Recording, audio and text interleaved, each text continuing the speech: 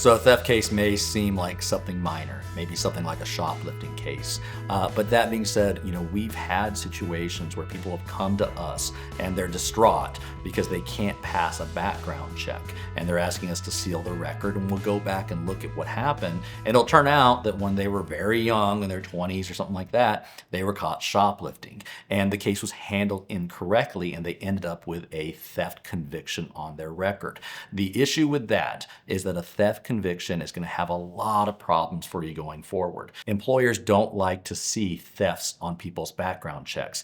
It's a crime that brings your morals into question. Employers, frankly, are going to be worried that you're going to steal money from them. And so we've seen situations where a small, stupid theft that was handled incorrectly affects somebody 10 or 15 years down the line because they can't pass a background check at their new employers.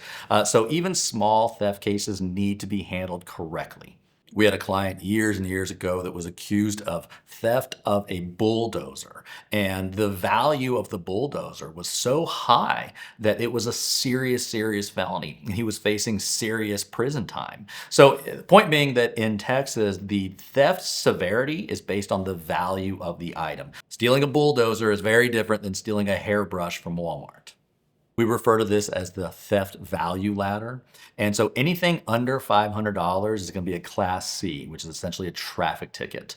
Anything under $2,500 is going to be a misdemeanor. Now, anything over $2,500, and you're going to find yourself in felony court. And what we've seen over the years is that sometimes the value of things aren't necessarily apparent from the beginning.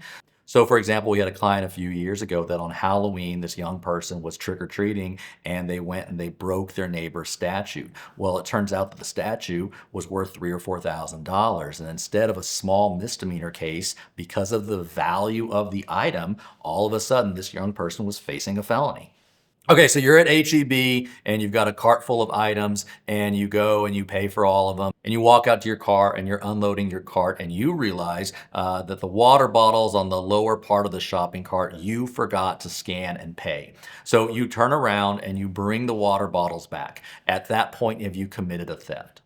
And the answer is no, because when you walked out of the store, even though you had not paid them, you had no intent to steal the property. So in that situation, going back and returning the water bottles and paying for them would clear you of any theft allegations. Now, let's say that instead of returning the items, you just said, oh, forget it, you threw them in your car. At that point, have you committed theft? Absolutely, because at that point, you have the intent to take the water bottles without having paid for them.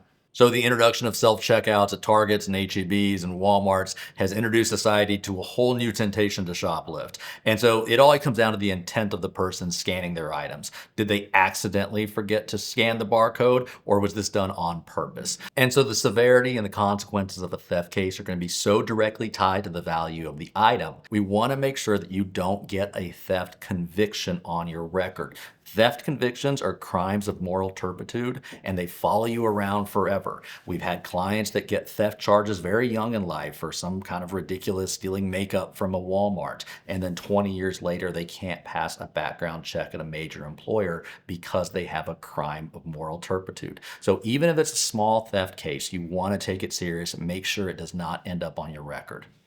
Theft cases in Texas often have a lot of unintended consequences as young people enter the workforce and as they have their backgrounds checked. Employers are always very hesitant to hire and work with people with thefts on their background. If you find yourself with a theft case, give us a call. We'll give you a free strategy session. We'll walk through what we've used in the past to keep cases off of people's records. I'm sure there's a way that we can help you with yours.